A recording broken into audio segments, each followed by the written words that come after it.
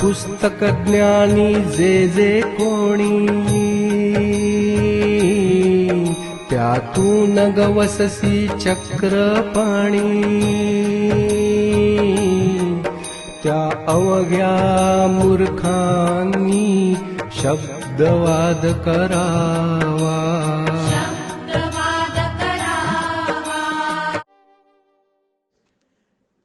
இந்த ஓவியின் பொருளாவது, ஓ சக்கரபாணி, பெரும் சக்கரம் கையில் ஏந்திய வாளறிவா, வெறும் நூலறிவால் மட்டுமே தேடுவோருக்கு நீர் தென்படுவதில்லை. அத்தகைய மூடர்கள் வெறும் வாத பிரதிவாதங்களிலேயே உழல்கின்றனர் என்றோ.